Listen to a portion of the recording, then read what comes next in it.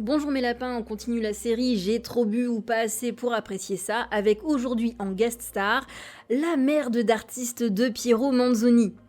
Bon alors pour les personnes sensibles, zappez cet épisode, pour autant je vous rassure, on ne verra rien de cette matière fécale dans mon épisode, tout va bien, on va juste parler de ce gros foutage de gueule qui est en même temps un putain de hold-up et un coup de génie de la part de l'artiste Piero Manzoni qui réussit à vendre sa merde au prix de l'or. Oui, tout va bien docteur dans le monde de l'art moderne et contemporain, tout va bien.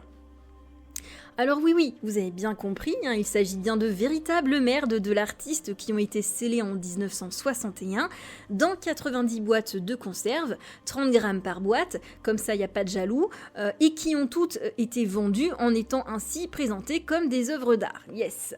Et le pire dans tout ça, c'est que ça a marché. Coup de génie donc de l'artiste qui s'est fait de la thune, de la pub, et qui a bien dû se poiler quand même avec le fait d'avoir réussi à vendre son propre caca au prix de l'or. Là-dessus, on peut pas dire. L'œuvre, elle est ce qu'elle est, c'est-à-dire que c'est de la merde.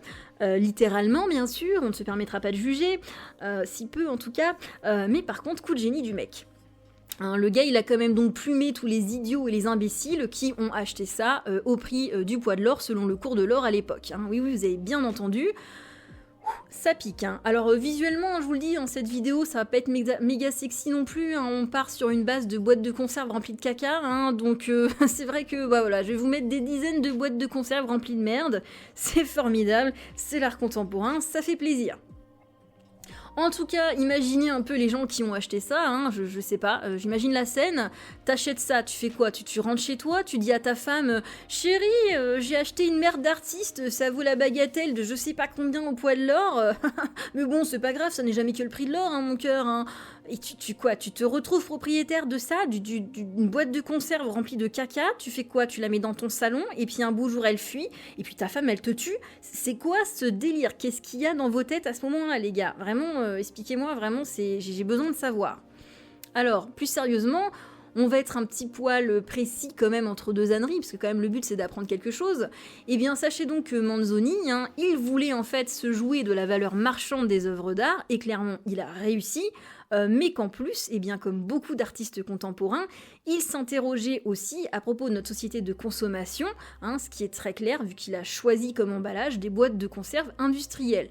Donc évidemment, l'artiste, il était dans une volonté de provocation, c'est très clair, et ça marche, et c'est parti au prix de l'or, donc encore une fois, ça a bien marché aussi pour son portefeuille. Ce que je veux dire, c'est que c'est une œuvre qui semble complètement conne, comme ça, de prime abord, mais vous voyez, derrière, il y a, au moins pour cette œuvre-là, il y a quand même une pensée, il y a une volonté, il y a une démarche.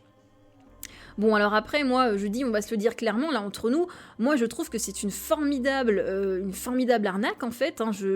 Non, mais je valide complètement la démarche de l'artiste. Je trouve ça merveilleux, quoi. Tu chies dans une boîte de conserve et tu la vends au prix de l'or. Moi, je dis, le gars, il a tout compris. Rien de plus à dire. Après, si vous voulez qu'on en parle en tant que, est-ce que je trouve ça... est-ce que ça me plaît? J'irai pas jusque-là, en fait, mais c'est une formidable démarche. Alors, parlons de leur cote maintenant de cette œuvre d'art, parce qu'il a réussi à le vendre au poids de l'or à l'époque, mais il faut savoir que depuis, l'œuvre elle est bien plus cotée et qu'elle a depuis très longtemps dépassé celle du métal jaune. Et oui, tout va bien. Du caca en boîte de conserve qui vaut même plus cher que de l'or. Allez, moi j'ai envie de dire pourquoi pas. On n'est plus à ça près de toute façon. Puis vous savez bien que les gens qui achètent ça, c'est les musées, c'est les gens qui défiscalisent. Alors, fuck off, tant pis. Bon, dites-vous bien tout de même que sur les 90 exemplaires qui ont été vendus, eh bien il y en a justement qui ont été placés, vu leur valeur, dans des coffres-forts, dans des banques. Bah oui, l'art est un investissement, on n'oublie pas, c'est pas juste défiscaliser, c'est aussi investir. Imaginez un peu imaginez le délire des gens qui sont là-dedans, quoi. Mais dites-moi, genre à combien s'évalue votre patrimoine? Vous avez follement dépensé dernièrement, je m'inquiète un peu, quoi. Ah mais ne vous inquiétez pas, Marie-Christine, moi j'ai gardé une boîte de merde de Manzoni au coffre-fort, donc en cas de coup dur, tout va bien, on est toujours en possession du caca de Manzoni. C'est vraiment, les gars, vous me fatiguez, en fait, mais je me calme. Pour continuer l'explication, faut aussi penser que pendant longtemps, on n'a jamais été certain non plus de ce que remplissaient vraiment ces boîtes. Qu'est-ce qu'il y avait vraiment dans ces boîtes? Est-ce que c'était vraiment de la matière fécale qui était totalement dissimulée à l'intérieur, et donc il était impossible de dire ce qu'il y avait vraiment dedans? La boîte, elle pesait bien ses 30 grammes, mais de quoi étaient faits ces 30 grammes en fait. Et ça, en fait, ça ajoute un nouveau niveau de lecture à l'œuvre. Hein. Alors oui, bon, œuvre, voilà, appelez ça comme vous voulez. En tout cas, ça ajoute du coup un niveau de lecture, celle du jeu de l'artiste sur la croyance du spectateur, qui se retrouve obligé de le croire sur parole, en fait. Qu'est-ce qu'il y a vraiment dans cette boîte ? Je t'achète ça, je suis pas sûre de ce que tu me vends, je vais faire le choix de te croire, je sais pas trop, etc. Et puis ça rajoute un petit mystère, en fait. Qu'est-ce que contient vraiment cette boîte, en fait ? Parce que oui, là, en fait, vous voulez vraiment savoir ce qu'il y a dedans, mais vous pouvez pas l'ouvrir, votre boîte. Parce que si vous l'ouvrez, elle va perdre de sa valeur. Donc, du coup, c'est un peu la version caca du chat de Schrödinger, en fait, hein, quelque part. En tout cas, la question s'est posée pendant très longtemps. Pierre Manzoni avait-il mystifié le public et les acheteurs ? Est-ce que ce qu'il avait mis dedans, ça n'était pas de la merde, en fait ? Ça n'en était, ça n'en était pas, on ne savait pas. Ben vous inquiétez pas parce qu'on a eu la réponse. Parce que je ne plaisantais pas au sujet des fuites. Sachez que c'est arrivé. Vu que sur les 90 conserves produites par Manzoni, eh bien actuellement il y en a déjà une dizaine qui a connu de sérieux problèmes d'étanchéité. Et pour cause, hein, vous avez la corrosion donc de la boîte de conserve, vous avez la pression du gaz qui est formée par les bactéries contenues dans le popo de Manzoni, et puis bah tout ça un jour, ça fuit. Voilà. Donc en gros, vous avez acheté cette merde, hein, vous l'avez mise chez vous, et puis là, c'est le drame. Chérie, appelez vite les secours et la boniche, il y a notre investissement financier artistique qui coule sur notre parquet en point de Hongrie. Hein, oui, bah oui, bien sûr. Ou bah alors juste vous imaginez la gueule des banquiers qui se disent que ça pue la merde dans leurs locaux, littéralement, parce que sinon c'est un petit peu métaphoriquement, un petit peu tous les jours chez eux, à cause des personnes qui ont déposé en sécurité dans un coffre-fort chez eux une boîte à popo de Piero Manzoni. Vraiment, l'art contemporain, là pour le coup, je vous avoue que moi, l'art contemporain, c'est pas forcément ma tasse de thé, il y a plein de trucs géniaux, c'est pas ce dont je parle le plus sur ma chaîne, mais celle-ci d'œuvre, elle m'amuse quand même beaucoup, en fait, hein. C'est pas parce que c'est de la merde, c'est ce que ça raconte, en fait.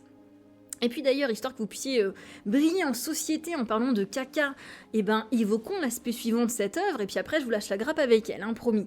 Donc si vous avez envie de vous la péter un peu, de vous taper un petit moment snob en parlant de caca, sachez bien que cette œuvre, c'est en quelque sorte une version revisitée du mythe antique de la boîte de Pandore.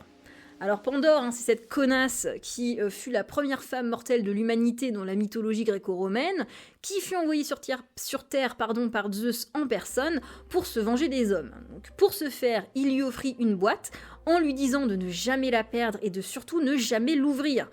Paye ton cadeau, on t'offre une boîte, t'as rien le droit d'en faire, faut que tu la surveilles mais t'as rien d'en faire. C'est vraiment le cadeau parfait, enfin bon bref, peu importe. Donc Pandore, trop curieuse, elle finit par ouvrir la boîte qui contenait en réalité tous les malheurs dont les hommes souffrent encore actuellement et qui donc s'échappèrent de sa putain de boîte. Ce mythe, c'est une image de la tentation qui est souvent trop forte chez les hommes et qui les domine en fait, en créant ainsi souvent eux-mêmes leur propre malheur. Quand je dis les hommes, c'est avec un grand H, c'est-à-dire mec, femme, tout le spectre autour, on y va, toute l'humanité ensemble, allez, c'est parti.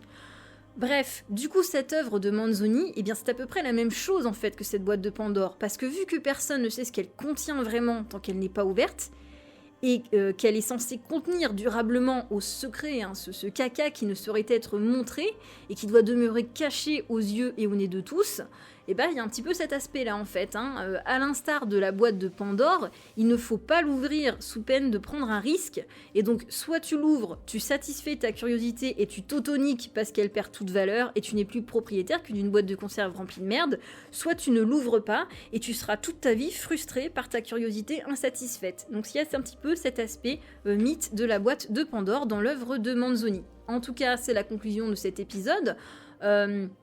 Et donc, sachez que l'avantage au moins, puisqu'on nous dit qu'on ne doit pas dire que les choses c'est de la merde, on doit se contenter de dire qu'on n'aime pas quelque chose quand on l'aime pas, ça s'appelle la politesse. Je pense que c'est important de dire je n'aime pas et pas c'est de la merde. Et en tout cas, pour cette œuvre de Piero Manzoni, vous pourrez vraiment dire que c'est de la merde, et là, vous n'aurez pas tort et vous ne serez pas mal poli. Bon, moi je vous laisse là parce que là, franchement, j'ai mal au cerveau et le caca, ça va 5 minutes quoi. Ah ouais, likez, partagez, gna gna gna, commentez, je réponds toujours. Vous savez, vous connaissez la chanson sûrement mieux que moi. Allez, bisous.